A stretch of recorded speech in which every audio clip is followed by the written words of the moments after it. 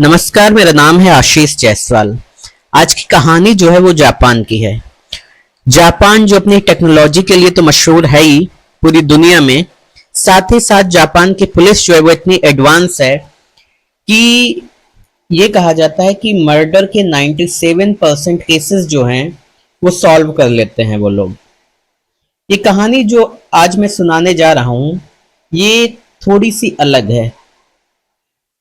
अलग इसलिए भी है क्योंकि जब मैं आज इस कहानी को खत्म करूंगा तो ये कहानी जो है आपको हमेशा याद रहने वाली है, क्योंकि जापान पुलिस के सीने पर जो है इससे बड़ा कोई जख्म नहीं हो सकता। और जख्म इसलिए भी नहीं हो सकता क्योंकि एक सीनियर पुलिस अफसर इस केस की वजह से खुद पर तेल डालकर आग लगा लेता और उसकी मृत्यु हो जाती है। कहानी की शुरुआत होती है केस नंबर 144। दो कंपनियां हैं, एक ग्लाइको एक मोरिनागा। इस कहानी को कई नामों से जानते हैं, लेकिन जो सबसे फेमस नाम है उसका वो है the monster with 21 faces. The monster with 21 faces जो है,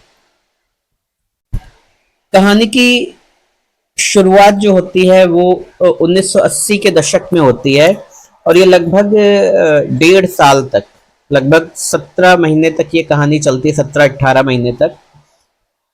तो 18 मार्च 1984 को होता क्या है कि दो नकाबपोश जो हैं वो ग्लाइको कंपनी के जो मालिक थे उन एकाजी, तो ये जो ग्लाइको कंपनी के मालिक एकाजी थे, इनका पूरा नाम था कात्सुहिसा एकाजी। इनके घर में दो नकाबपोश घुसते हैं और जब वो घुसते हैं तो इनका जो घर था वो 2 पार्ट में था।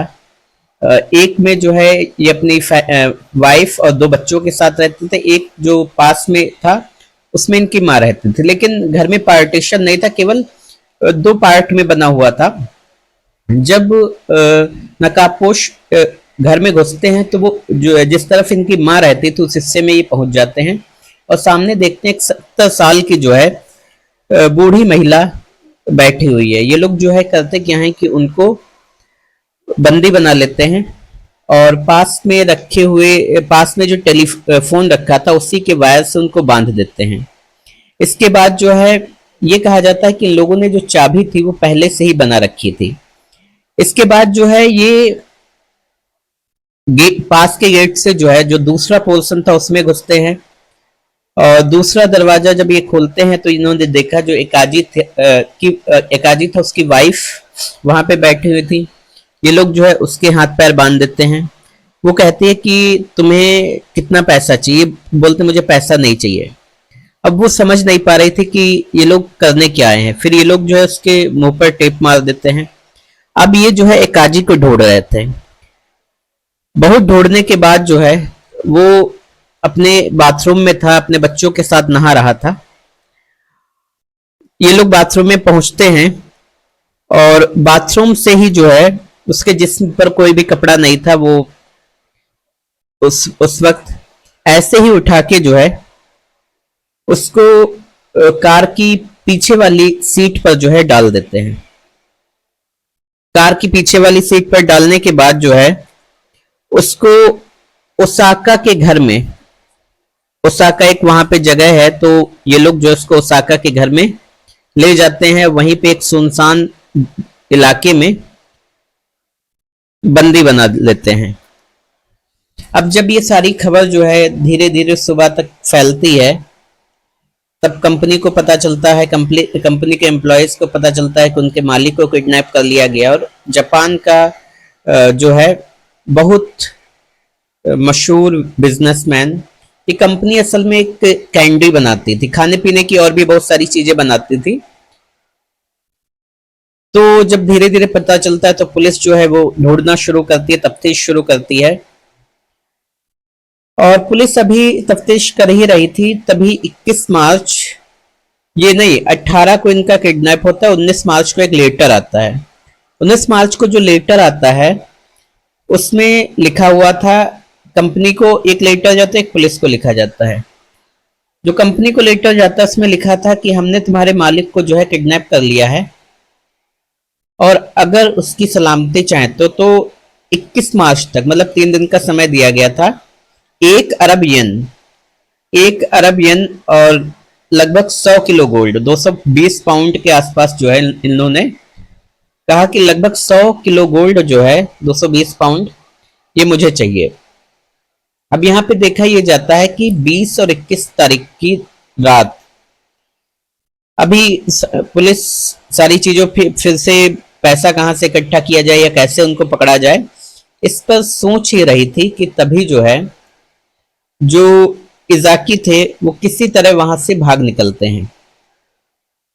अब यहाँ पे ये देखा जाए कि ये इजाकी की सफलता थी। धीरे धीरे जब वो घर पहुंचते हैं अपने, तो पुलिस को इन्फॉर्म किया जाता है। कंपनी भी खुश थी, घर वाले भी खुश थे। इजाकी की तारीफ भी हो रही थी कि एक गिरोह जिसने उन्हें किडनैप कर रख लिया था उससे जो है भागने में वो कामयाब रहे। इसके अलावा उनकी पुलिस सुरक्षा भी बढ़ा दी गई थी, और हर जगह ये कहा जाता था कि फिरौती के बिना ही वो जो है वहां से निकल आए। इजाकी को लगा कि अब वो सेफ हैं, लेकिन अब वो सेफ नहीं, अभी भी वो सेफ नहीं थे। एक दिन होता क्या है कि इजाकी के ऑफिस के बाहर जो है लगभग 6 गाड़ियां खड़ी थी, कारें। उसमें से कुछ उनकी थी, कुछ उनकी सिक्योरिटी की थी। अचानक से उनमें आग लग जाती है, ब्लास्ट हो जाता है। ये चीज इजाकी जो है समझ पाते। इसके बाद क्या होता है कि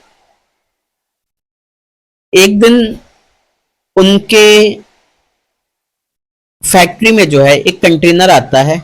बहुत सारे कंटेनर आते रहते थे, तो वो भी कंटेनर आता है, और वहां पर ये देखा गया कि उस कंटेनर में जो है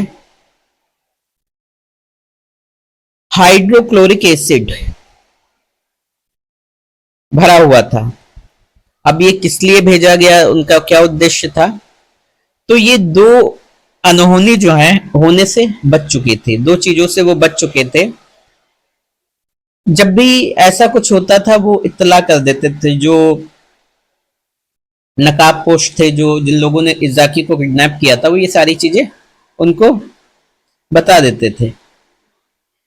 ये सारी चीजें हो रही थी, तभी लगभग मार्च खत्म होता है और 8 अप्रैल 1984, पुलिस अभी भी जांच कर रही थी। इसी दौरान पुलिस को एक लेटर लिखा जाता है, और उस लेटर का टाइटल यही था, तुम बेवकूफ पुलिस वालों। और नीचे लिखा था, पुलिस के मूर्खों, क्या तुम सब बेवकूफ हो? इतनी सारी पुलिस शक्ति का तुम लोग क्या कर रहे हो? और कुछ हिंट दी जाती है कि मैं इजाकी का रिश्तेदार नहीं हूं, कंपनी में काम करने वाला नहीं हूं, इजाकी के खेत में काम करने वाला कोई मजदूर नहीं हूं, तो इन जगहों पर तो मुझे बिल्कुल मत ढूंढो। इसके अलावा कहा जाता है कि जिस कार से हमने उनको किडनैप किया वो ग्रे कलर की थी। इसके अलावा कहा गया कि जब हम लोग किडनैप करने आ रहे थे तो हमने खाना खरीदा था, और खाना जो खरीदा था वो डाई के स्टोर से खरीदा था। ये सारी चीजें एक तरफ वो हिंट दी गई कि तुम मुझे इतना तो समझ लो कि जो रिश्तेदार तो उनका बिल्कुल भी नहीं हूँ, कंपनी में काम करने वाला भी नहीं हूँ, इजाकी के खेत में काम करने वाला कोई मजदूर नहीं हूँ, तो यहाँ ढूंढ के अपना टाइम बर्बाद मत करो। इसके अलावा दूसरी चीज वो लोग कहते हैं कि मैं जिस कार से आया था वो ग्रे रंग की थी, खरीदारी जो मैंने की खाने पीने डाई के स्टोर से की। फिर जो है नीचे एक लाइन लिखते हैं कि क्या हम तुम्हारी प्रांतीय पुलिस अधीक्षक जो है उसका अपहरण कर लें, तब सही रहेगा। उसके बाद नीचे लिखते हैं, जो साइन होते हैं 21 face, the monster with 21 faces. इससे पहले भी उन्होंने एक लाइन लिखी कि अगर तुम लोग मुझे नहीं ढूंढ पा रहे हो तो जनता का जो टैक्स है उसका दुरुपयोग कर रहे हो। तो पुलिस के लिए चैलेंज था, और पुलिस भी लगातार मतलब पूरी फोर्सेस इसमें लगी हुई थी। ये सारी चीजें हो जाती हैं, फिर जो है इजाकी और पुलिस दोनों को एक लेटर आता है और ये कहा जाता है कि तुम्हारी कैंडी में जो है हमने पोटेशियम साइनाइड मिला दिया है। अब जब ये पता चलती, लेकिन उसने ये नहीं लिखा कि हमने जो है इसमें पोटेशियम साइनाइड किस फ्लेवर में मिलाया है, ये कुछ भी नहीं लिखा था। अब जैसे ही ये खबर पहुंचती है तो धीरे धीरे जो है पुलिस हरकत में आती है और कंपनी भी जो है सारी कैंडी वापस मंगा लेती। जब सारी कैंडी वापस आती है तो अब धीरे धीरे ये देखा गया कि जिस भी कैंडी में उन लोगों ने ये सारी चीजें रखी थी उसमें एक लेटर भी रखा हुआ था कि ये जो है पॉइजनस है। ऐसे लगभग बताया जाता है 20 डिब्बों में लोगों ने रख रखा था। तो ये सारी चीजें वापस मंगाई जाती हैं, फिर जो है लोगों को इत्तला किया जाता है कि इस चीज का ध्यान रखें कि कोई भी कैंडी बेची नहीं जाएगी। अब ये देखा गया कि इस दौरान जो है कंपनी को 130 मिलियन डॉलर का नुकसान हुआ और कंपनी को लगभग 1000 कर्मचारियों को नौकरी से निकालना पड़ा, नौकरी से निकाल दिया जाता है। ये सारी चीजें चलती रहती हैं। फिर जो है इसके बाद एक और लेटर आता है और उस लेटर में लिखा था कि मेरा काम केवल और केवल कंपनी को परेशान करना था और आज के बाद हम जो है इजाकी की कंपनी मतलब जो ग्लाइको है उसको परेशान नहीं करेंगे। और वैसे भी वो बहुत सारी तकलीफों से जूझ रहे हैं, कंपनी का बहुत ज्यादा नुकसान भी हुआ है, लेकिन हम ये बिल्कुल वादा नहीं करते कि हम किसी और कंपनी को परेशान नहीं करेंगे। इसके बाद होता क्या है कि कुछ दिनों बाद एक लेटर जो है मोरिनागा कंपनी जो कि सेम थी, खाने पीने की चीजें बनाती थी, उसको एक लेटर जाता है और उस लेटर में लिखा था तुमने हमारी पावर देखी होगी, अगर तुम भी हमारी बात नहीं मानोगे तो तुम्हारी कंपनी डुबा दूंगा, तुम मारे जाओगे, ये तुम तय करोगे कि तुम मुझे पैसा दोगे या अपनी कंपनी को डूबते हुए देखोगे। ये लेटर में लिखा था और नीचे लिखा था मुझे 5 या 6 तारीख वाले अखबार में लिखकर बताना। मतलब उन्होंने कहा कि अगर तुम्हें ये सारी जानकारी देनी है तो 5 या 6 तारीख वाले अखबार में जो है हमें ये बताओ कि तुम्हें अपनी कंपनी डुबानी है या बचा के रखनी है। उसके बाद नीचे लिखा था कि मुझे 200 मिलियन येन चाहिए और फिर लिखा था द मॉन्स्टर विद 21 फेसेस। अब जैसे ही ये लेटर आता है हड़कंप मच जाता है। फिर ये लोग भी वही काम करते हैं कि 4 से 5 तारीख वाले लेटर में कुछ लिखें या कुछ पढ़ें। इनको भी जो है इसके बाद एक लेटर भेजा जाता है दूसरा और उस लेटर में लिखा था कि हमने जो है एक पार्टिकुलर जो है वो फ्लेवर बताया गया और उसमें कहा गया कि हमने मनरेगा कंपनी का जो ये कैंडी है इसमें जो है जहर मिला दिया है और अगर इसको कोई भी खाएगा तो उसकी मौत निश्चित है और मरने उस मौत की जिम्मेदारी जो है कंपनी की होगी। ये हिंट भी दी गई कि वो जो जिसमें पॉइजन है उन सारे डिब्बों में जो है एक लेटर रखा हुआ है। फिर जो है ये कंपनी भी क्या करते हैं कि सारी जगहों से जो है वो सारी चीजें वापस मंगाती है। और नीचे ये भी दिया गया था कि हकाता से टोक्यो तक जो सारे स्टोर हैं उनके 20 डिब्बों में जो ये सारी चीजें हैं। फिर कंपनी हरकत में आती है और पूरी चीजें जो है ये इकट्ठी कर वापस मंगाती है। अब जब पहले तो कंपनी को लगा कि ये कोई मजाक होगा, पुलिस भी इधर देखा जा रहा था कि जो जितनी भी ग्रे कलर की गाड़ियां देखी जाती थी, कारें देखी जाती थी, उनको अरेस्ट कर लिया जाता था और उनकी जांच की जाती थी। जिस मॉल से उन्होंने सामान वगैरह खरीदा था, डाई के स्टोर, वहां के सीसीटीवी फुटेज चेक किए जाते थे, जिस पर भी शक होता था उसको उठा लिया जाता था। ऐसे बताते हैं लगभग 1,25,000 लोगों को जो है 1,25,000 लोगों को मतलब पूछताछ की गई, लेकिन कुछ भी हासिल नहीं हुआ।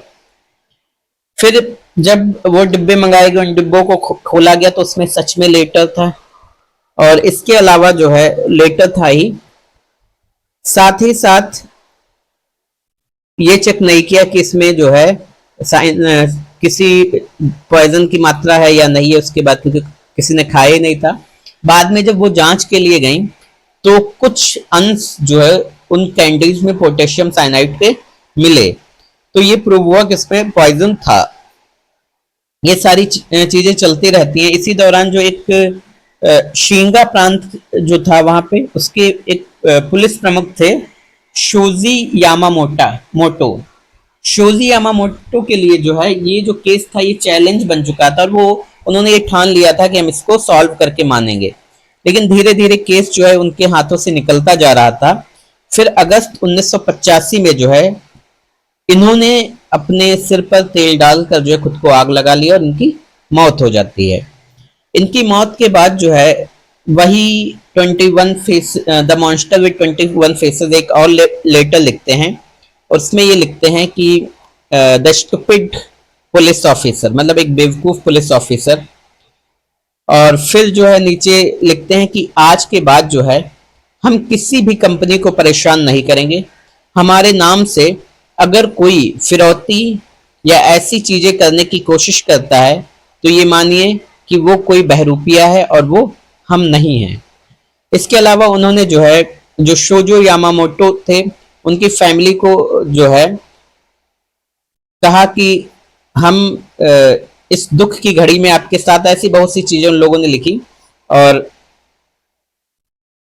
फिर बताया जाता है कि उसके बाद जो है कभी भी ऐसी घटना, कभी भी ऐसी चीजें जो हैं जापान में नहीं हुई। लेकिन आज भी जो है जापान पुलिस के सर पर, जापान पुलिस के सीने पर ये बोझ है, और आज भी जो है बहुत सारी जांचें, बहुत सारी टीमें बनाई गई, लेकिन कुछ भी जो है हासिल नहीं कर पाए। कौन था, कौन सा गिरोह था, कई सारे गिरोहों को पकड़ा गया, टॉर्चर किया गया, 3rd डिग्री टॉर्चर किया गया, लेकिन कुछ भी हासिल नहीं हुआ। और आज भी ये केस जो है जापान में एक हम कह सकते हैं टॉप प्रायोरिटी में रखा जाता है, और ये मानना जाता है कि जिसने भी किया वो बहुत ही इंटेलिजेंट रहा होगा।